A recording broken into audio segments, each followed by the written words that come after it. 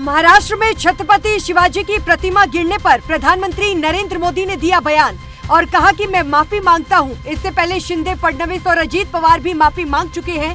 26 अगस्त को गिरी थी प्रतिमा। प्रधानमंत्री नरेंद्र मोदी ने कहा कि छत्रपति शिवाजी महाराज सिर्फ एक नाम नहीं, हमारे लिए वो पूजनीय है। आज मैं छत्रपति शिवाजी महाराज के सामने नतमस्तक हूँ और उनसे क्षमा मांगता हूँ। पालघर में प्रधानमंत्री मोदी ने सिडको ग्राउंड में 76,000 करोड़ के कई प्रोजेक्ट्स का किया उद्घाटन। इसमें वधावन प्रोजेक्ट भी है शामिल। मोदी ने कहा कि महाराष्ट्र का विकास मेरी बहुत बड़ी प्राथमिकता है। प्रधानमंत्री नरेंद्र मोदी के खिलाफ विरोध प्रदर्शन कर रहे मुंबई यूथ कांग्रेस के अध्यक्ष अखिलेश यादव को हिरासत में लिया गया। कांग्रेस नेताओं ने सिंधुदुर्ग में शिवाजी की प्रतिमा गिराने को लेकर मुंबई में किया था प्रदर्शन। शिवाजी की प्रतिमा को विपक्ष ने बनाया मुद्दा। उद्धव ठाकरे की पार्टी ने रविवार से सरकार को जूते मारो आंदोलन शुरू करने का किया ऐलान। केंद्र ने राष्ट्रवादी कांग्रेस पार्टी के प्रमुख शरद पवार को Z+ सिक्योरिटी प्रदान की थी, लेकिन अब शरद पवार ने सिक्योरिटी लेने से किया इनकार। कोलकाता रेप मर्डर केस को लेकर ममता बनर्जी ने प्रधानमंत्री मोदी को 8 दिन में दूसरी चिट्ठी लिखी और कहा कि मैंने 22 अगस्त को रेपिस्ट को कड़ी सजा देने के लिए कानून की मांग को लेकर पत्र लिखा था, लेकिन कोई जवाब नहीं मिला। कोलकाता बलात्कार हत्या मामले को लेकर ममता बनर्जी पर रक्षा मंत्री राजनाथ सिंह ने साधा निशाना और कहा कि केंद्र ने महिलाओं के खिलाफ अपराधों के प्रति सख्त रवैया अपनाया है, लेकिन कई राज्य इस दिशा में ईमानदारी से प्रयास नहीं कर रहे हैं। झारखंड के पूर्व मुख्यमंत्री चंपाई सोरेन बीजेपी में हुए शामिल। कार्यक्रम में शिवराज सिंह चौहान, हेमंता बिस्वा शर्मा ने दिलवाई भाजपा की सदस्यता। चंपाई सोरेन ने कहा कि मैं दिल का साफ हूं। मैंने कभी नहीं सोचा था कि मेरी जासूसी होगी। जिसने झारखंड के लिए लड़ाई लड़ी, उसके पीछे जासूस लगाया। केंद्रीय मंत्री शिवराज सिंह चौहान ने चंपाई सोरेन को दिलवाई भाजपा की सदस्यता और कहा कि टाइगर अभी जिंदा है। कहा कि जिस चंपाई सोरेन ने माला की तरह जेएमएम को सींचा, अब वो जेएमएम सिर्फ पति पत्नी और दलालों की पार्टी रह गई है। हरियाणा में बीजेपी उम्मीदवारों की लिस्ट जारी होने से पहले ही घमासान मचा। प्रदेश अध्यक्ष बडोली ने कहा कि अभी 1-2 दिन लग सकते हैं, बाकी बची सीटों पर जल्द होगी चर्चा। सीटों के घमासान को देखते हुए भाजपा ने टिकटों की घोषणा को टाला और ओलंपिक मेडलिस्ट पहलवान योगेश्वर दत्त ने सोनीपत की गोहाना सीट से ठोकी दावेदारी। अमित शाह से मिलने के लिए दिल्ली पहुंचे योगेश्वर दत्त।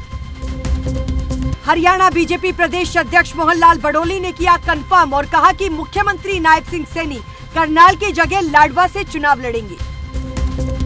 असम के विधानसभा के कर्मचारियों को 2 घंटे की जुम्मे की नमाज की छुट्टी पर रोक लगा दी गई है। ऐसे में अब विधानसभा के कर्मचारियों को ये ब्रेक नहीं मिलेगा। इस प्रथा की शुरुआत मुस्लिम लीग के सैयद सादुल्ला ने 1937 में की थी। मुख्यमंत्री योगी के लाल टोपी और उसके काले कारनामों के बयान पर अखिलेश यादव ने योगी का नाम लिए बिना ही कहा कि अच्छा बुरा कोई रंग नहीं, बल्कि नजरिया होता है और लाल रंग मिलन और क्रांति का प्रतीक होता है। तेलंगाना के मुख्यमंत्री रेवंत रेड्डी ने बीआरएस नेता के कविता को जमानत देने के लिए सुप्रीम कोर्ट से बिना शर्त माफी मांगी और कहा कि मेरे बयान का गलत अर्थ निकाला गया। के कविता की जमानत को सौदेबाजी कहा था। मणिपुर के मुख्यमंत्री एन बीरेन सिंह ने अगले 6 महीने में राज्य में शांति बहाल करने का किया दावा। मुख्यमंत्री पद से इस्तीफे की आशंका को लेकर कहा कि इसका कोई सवाल नहीं उठता है। मैं इस्तीफा क्यों दूं? क्या मैंने कुछ चुराया है? क्या मैंने कोई घोटाला किया है? महाराष्ट्र के स्वास्थ्य मंत्री शिवसेना शिंदे गुट के नेता तानाजी सावंत ने कहा कि उनको नेशनल कांग्रेस पार्टी के नेताओं के पास बैठने पर उल्टी करने का मन होता है। सावंत के इस बयान पर एनसीपी शरद पवार ने प्रतिक्रिया दी है। एनसीपी शरद पवार के प्रवक्ता क्लाइड प्रेस्टो ने कहा कि सावंत की टिप्पणी से पता चलता है कि महायुति को अब एनसीपी की जरूरत नहीं है। आरएसएस के मुखपत्र ने भाजपा से पूछा था कि उन्होंने अजीत पवार के साथ गठबंधन क्यों किया। भाजपा कैडर भी यही सवाल पूछ रहा है। पश्चिम बंगाल की मुख्यमंत्री ममता बनर्जी ने गृह मंत्री अमित शाह को उनके बेटे जय शाह के आईसीसी चेयरमैन बनने पर दी शुभकामनाएं। पोस्ट कर लिखा कि गृह मंत्री बधाई, आपका बेटा नेता नहीं बना लेकिन आईसीसी चेयरमैन बन गया है। कोलकाता रेप मर्डर केस में भाजपा टीएमसी का प्रदर्शन जारी। भाजपा महिला आयोग के ऑफिस का घेराव करने निकली और बंगाल गवर्नर डॉक्टर सीवी आनंद बोस ने अमित शाह से की मुलाकात। देश की सर्वोच्च अदालत सुप्रीम कोर्ट में अब 82,831 केस अभी भी पेंडिंग। अब तक पेंडिंग केसों की सबसे बड़ी संख्या, अकेले 27,604 पेंडिंग केस पिछले एक साल के अंदर हुए हैं दर्ज। केंद्रीय मंत्री चिराग पासवान के हाजीपुर से लोकसभा की सदस्यता को लेकर दी चुनौती। उन पर रेप जैसे संगीन केस की जानकारी छिपाने का भी है गंभीर आरोप। बीजेपी नेता राकेश सिंह ने चिराग पासवान के हाजीपुर से लोकसभा की सदस्यता को खत्म किए जाने की मांग की है और दूसरा आरोप लगाया है कि चिराग ने हलफनामे में पैतृक संपत्ति की भी सही जानकारी नहीं दी है। 1984 सिख दंगा मामले में कांग्रेस नेता जगदीश टाइटलर के खिलाफ हत्या का केस चलेगा। मामले की अगली सुनवाई 13 सितंबर को होगी। टाइटलर को कोर्ट में मौजूद रहने का दिया आदेश। पठानकोट में संदिग्धों की मूवमेंट आ रही सामने। 29 अगस्त की रात को चक्राल गांव में 4 संदिग्धों को ग्रामीणों ने देखा। सेना की यूनिफॉर्म पहनी थी। अब ड्रोन से तलाश जारी। चंपाई सोरेन की जगह पर घाटशिला के विधायक रामदास सोरेन ने ली मंत्री पद की शपथ। झारखंड के राज्यपाल संतोष गंगवार ने दिलवाई पद और गोपनीयता की शपथ। मुख्यमंत्री हेमंत सोरेन भी रहे मौजूद।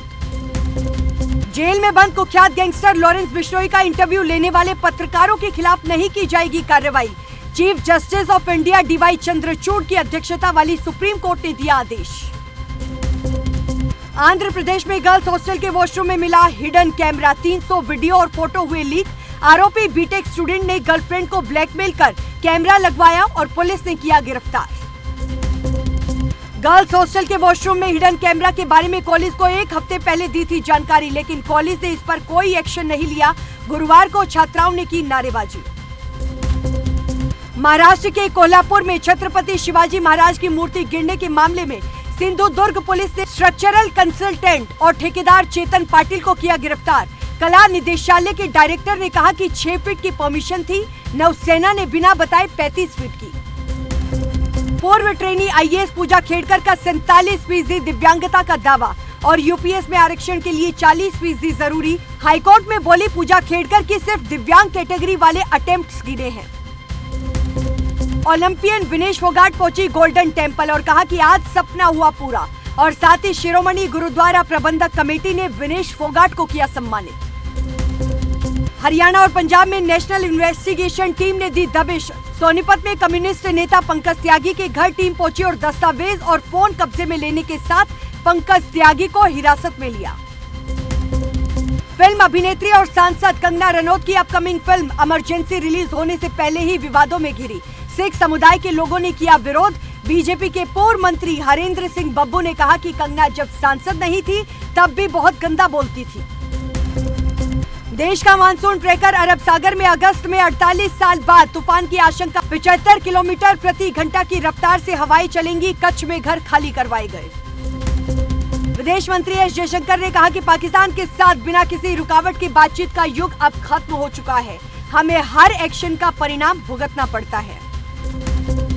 पाकिस्तान के तटीय शहरों में चक्रवात का मंडरा रहा खतरा और भारत के कच्छ में बना लो प्रेशर एरिया। कराची की तरफ बढ़ रहा सिस्टम।